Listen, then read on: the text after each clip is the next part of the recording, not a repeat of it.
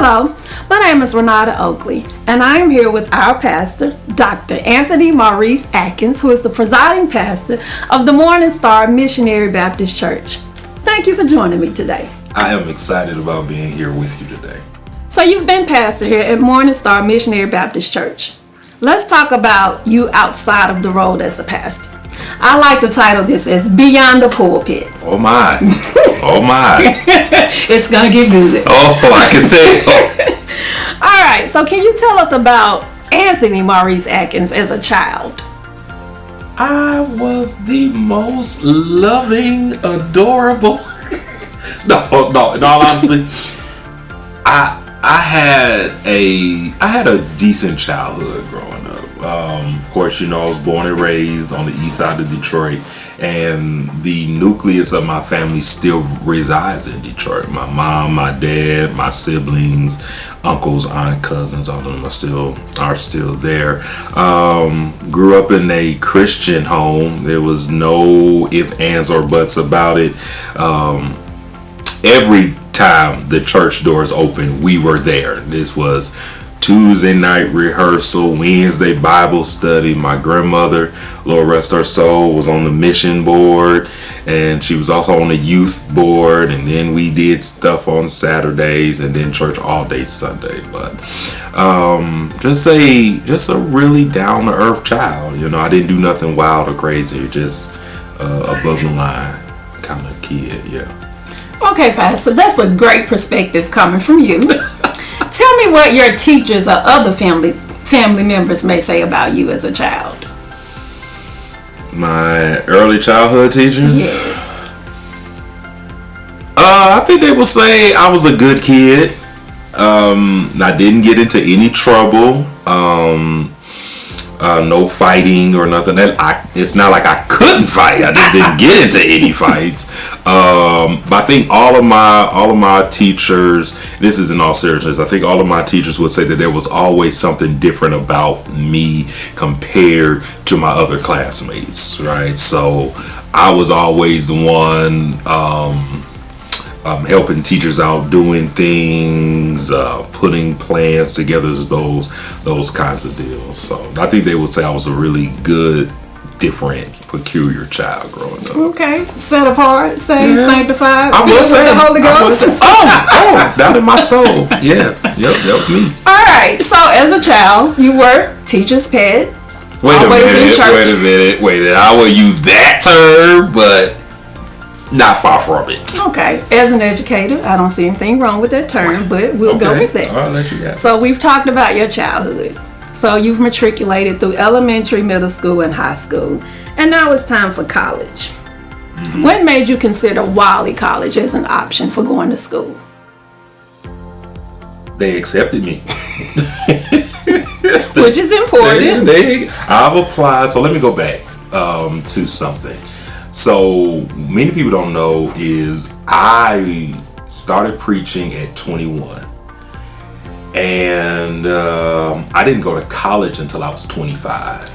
So I was a freshman at 25, and there's a unique story behind that. I was working, and ministry was good, all right, but I kind of felt like I hit that glass ceiling, and I was Dr. Maurice Watson has a term entitled this holy sense of discontentment, right? I just was feeling like there was just more than what I was actually doing, that God was calling me to something more. So I had a job, and I went out into the lobby just to kind of take a breather, and I ran into Dr. James Perkins. Now, Dr. Perkins preached the Sunday after my installation, and he came the first of February, and struck up a conversation with him in the lobby, and he invited me to his church. They had revival that night, and I went, and we exchanged information. He called me and said, I want you to come by my church office. Now, he pastors a major church called Greater Christ Baptist Church in Detroit, and I'm sitting there like, man, he's going to give me an opportunity to preach. So that's what I was under the impression of. Well, it didn't go that way. So I get to the office and I met with Doc and we having these conversations and he hit me with the questions. This question. He said, well, where did you go to college? I said, well, I'm not in college. I tried college here, it just didn't work.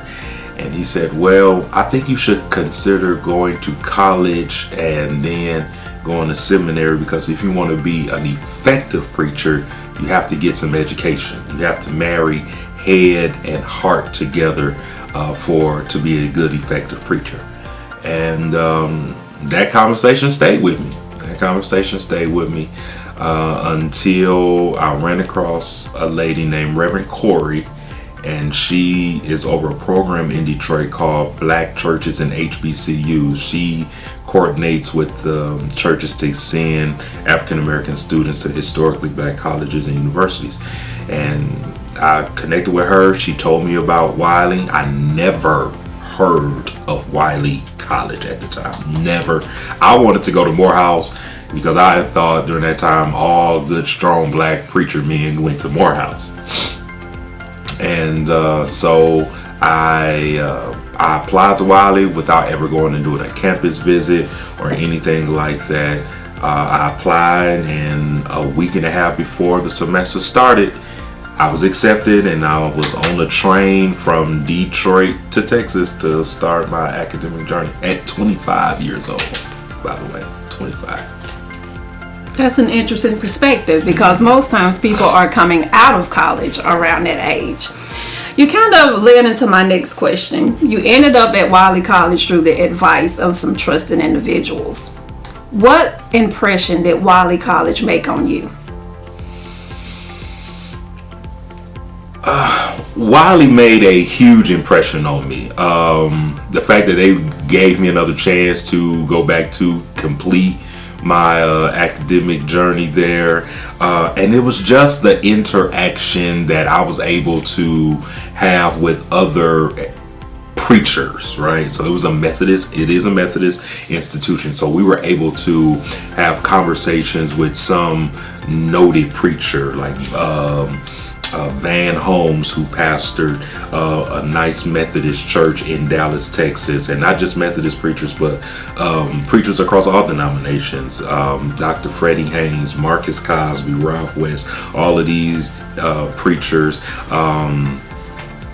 I can't think of, there's a few more that I can't think of right now, but they all came to Wiley College, and just having that interaction with them, talking about ministry and life and the encouragement about, hey, you on the right path, stick with it. And that's one aspect. Another aspect was how Wiley was able to see beyond undergrad life and was able to present with opportunities for me to explore what life will be for me after graduate school, after undergrad. So I was able to visit seminaries and have talks with institutions about their Master of Divinity programs and everything like that. So much of who I am today is contributed to Wiley College. I love that institution, and I try to go back as often as I can.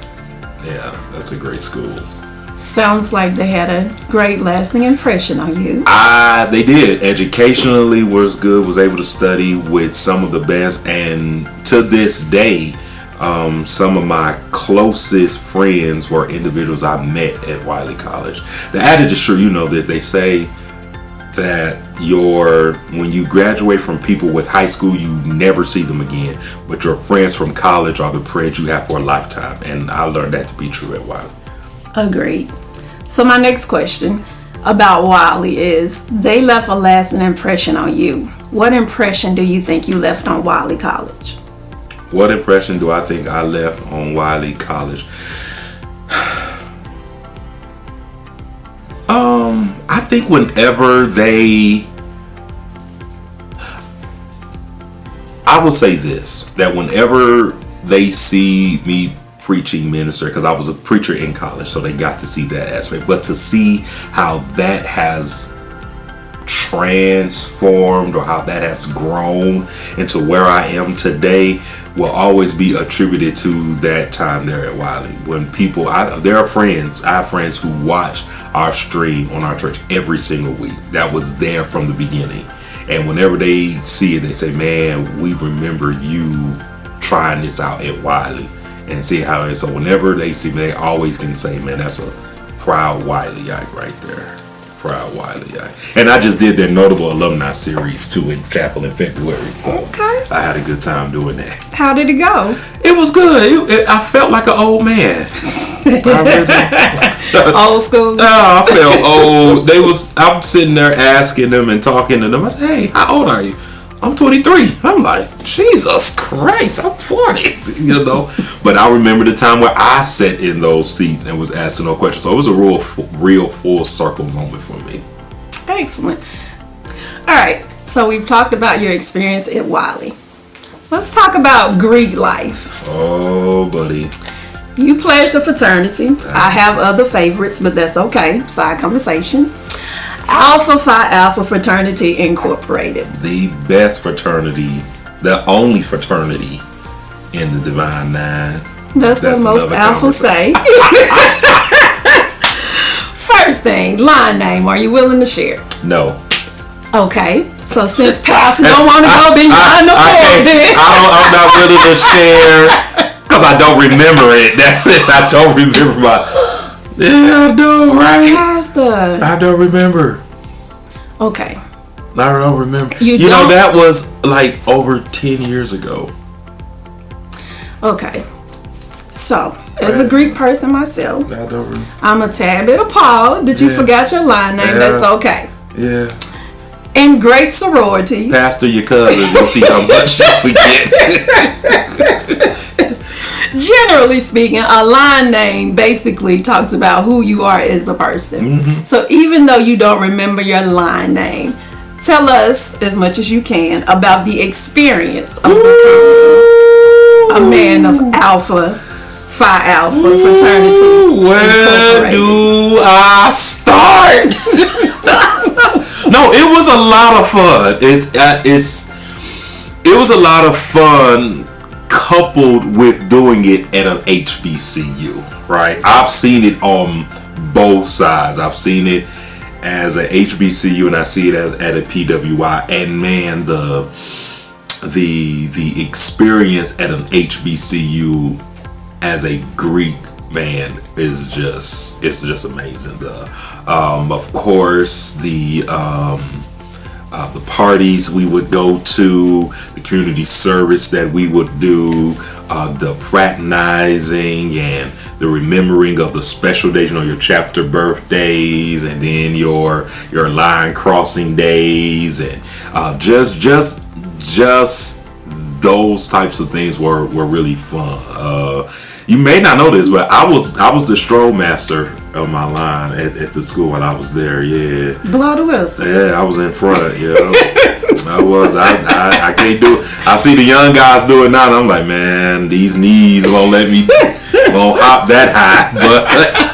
But I remember it, man, and we had a great time because the party really wasn't a party till the Alpha showed up. Okay, I've heard that. Never seen it, but heard it. Yeah.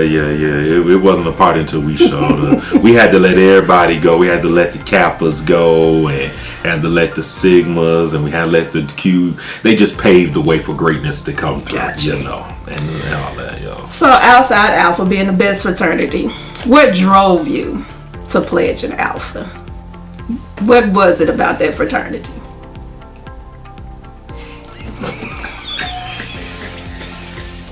So, I'm gonna be honest. Here's the real. I was an undergrad then, so the thing that did it was when I went to the parties and I would see how the girls were just really hyped for the Alphas, and I was like, God, whatever that is, that's what I'm gonna do, right? And so I was blessed to get picked on the first go round, and and to go through without any problems. Didn't have any problem with grades, money, or nothing like that. Everything through. It wasn't until I really got into the frat, though, that I really started to understand the beauty of being in those types of environments. The frat taught me leadership skills. I was able to serve as the chapter president for 2 years. I was able to serve as the assistant district director over the state of Texas, which meant that I oversaw all the college chapters within the state of Texas. I was able to sit on a regional board and been able to be in different rooms and spaces.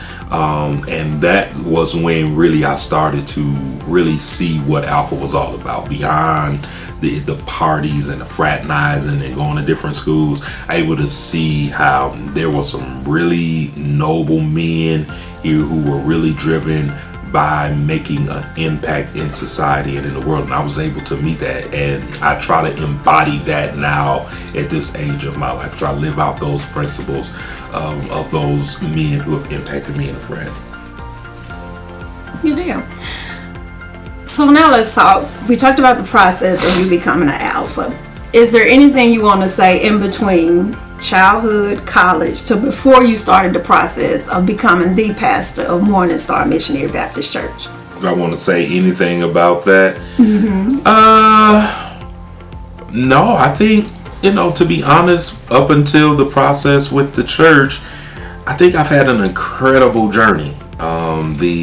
My time at Baylor University for grad school was amazing, to be able to study at the feet of noted biblical scholars. And I'm not just using that term loosely.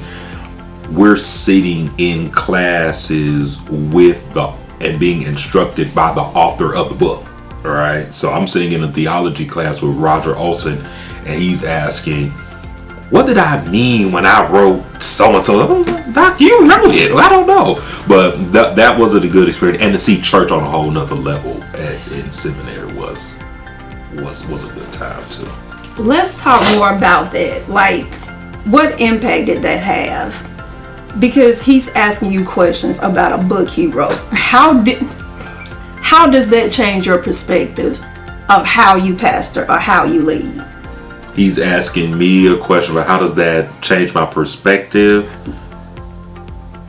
So let's think. Like, right now you're a pastor, right? Mm-hmm. Generally speaking, when you're reading or you're talking to someone, it's kind of like surface level, right? Yeah. So during your sermons, it's almost like, for lack of a better word, you say words, or you're giving a sermon, but there's like always a physical aspect that you can see with your eyes, but there's also like a spiritual side where it means more than what I'm telling you or what I'm giving you. Mm-hmm. So do you think that had an impact on how you preach and how you lead? And if so, what type of impact did it have? Okay. It definitely has, because one of the things seminary has taught me is to dig beyond the surface of anything.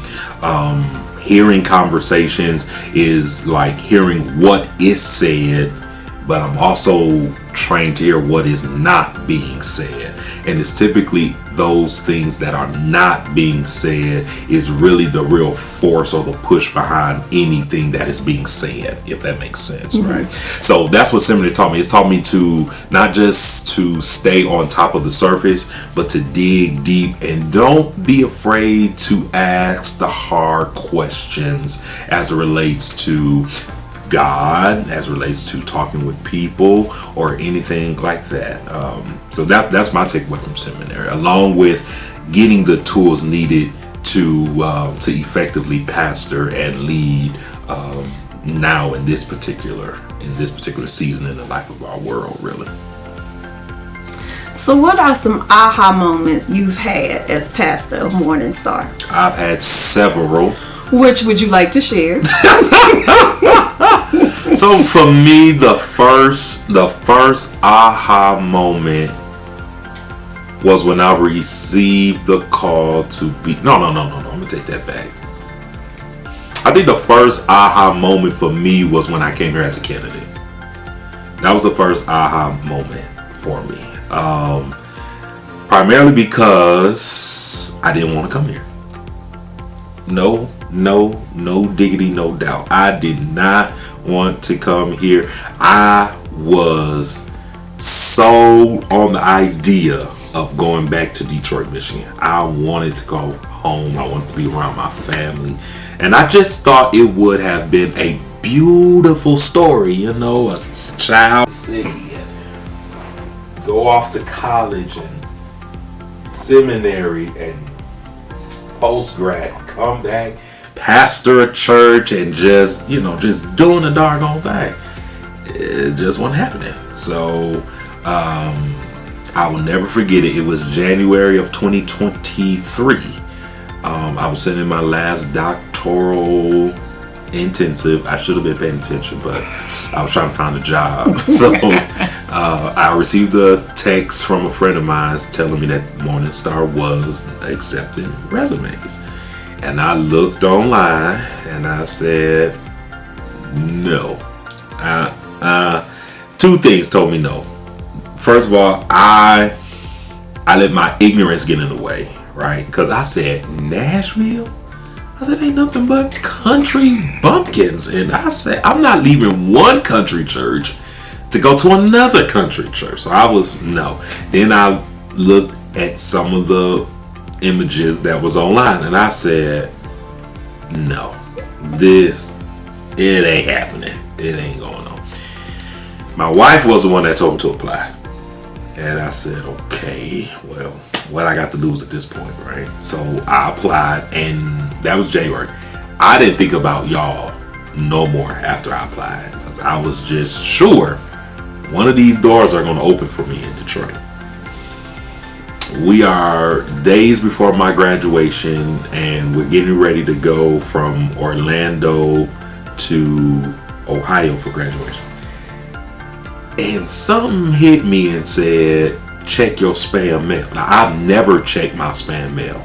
Never checked my spam mail. So I looked at my spam mail and I saw that I had a letter from Morningstar in there. You know, I still have the letter on my phone. You know, I still have that. So they told me to send some little videos and stuff. And I told my wife again, I'm not about to do all of that, man. So she convinced me to send the videos, and I did it right from my phone.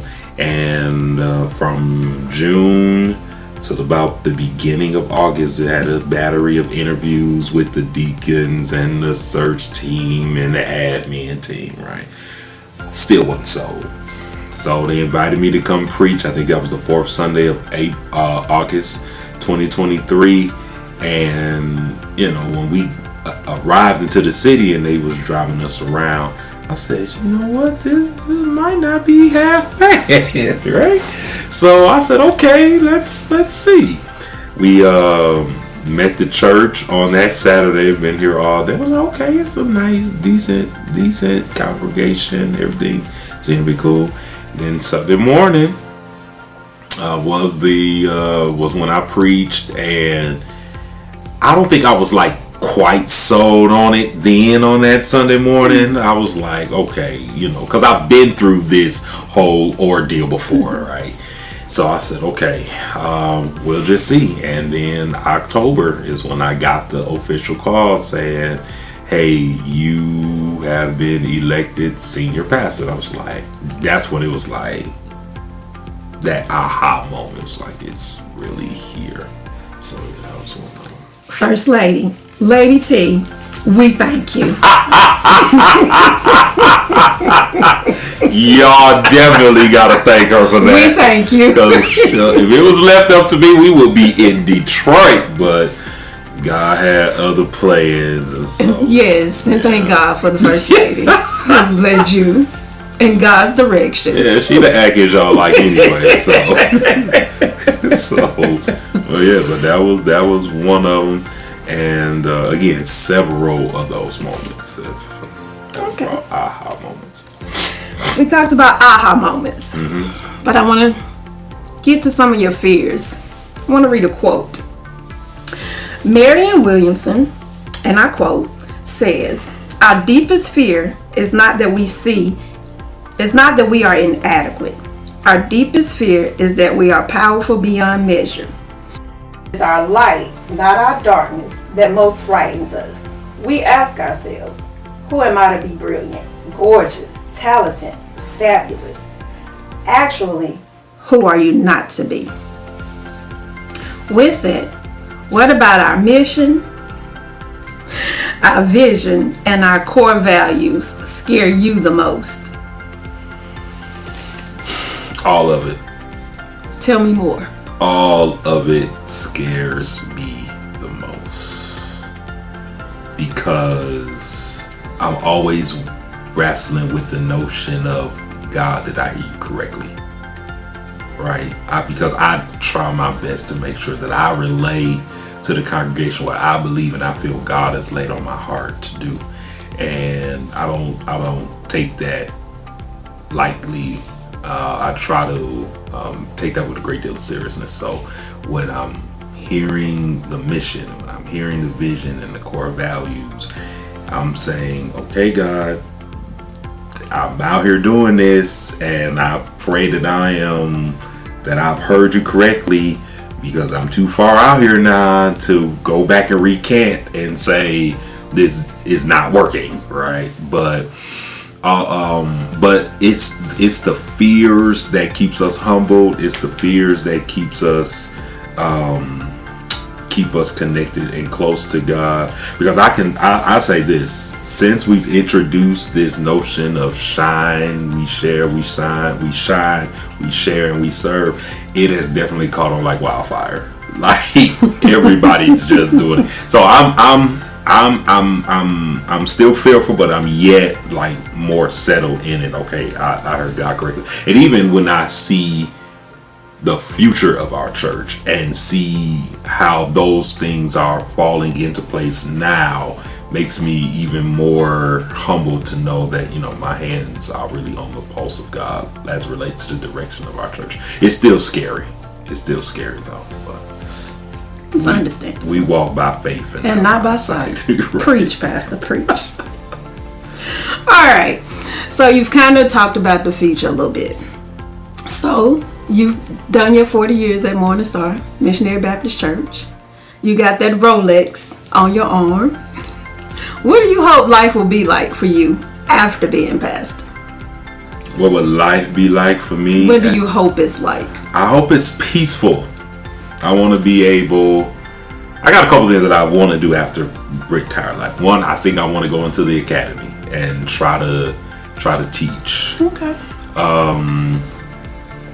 Two, I want to relax. I want to just, kind of find a little parcel of land somewhere and just relax, just live under the radar and enjoy what's left of my life. And if I could just travel to preach, lecture, that would be good. That would be good for me. If we have a extended family, then try to spend as much of my time with my family as I can. All right. Yeah. So we're nearing our interview. Is there anything that we didn't talk about that you would like to discuss? No, I think we're in good timing. I would like to say it has been a joy pastoring Morning Star Baptist Church over this 1 year mark, reaching this 1 year mark. Of course, we've had some highs and some lows, and of course, we've seen God move in our church. I mean, just in a very quick way. I'm humbled by all that God is doing. I'm humbled by the people. We have some very nice people here at our church, and I'm appreciative for everyone who I have the privilege of working alongside, serving with, and leading. And I just pray and hope that the future of our church is bright, and that we're able to maximize every opportunity that comes our way. Thank you so much. Welcome. There you have it. Renata Oakley, Dr. Anthony Maurice Atkins Jr. with Beyond the Pulpit. Thank you. Thank you.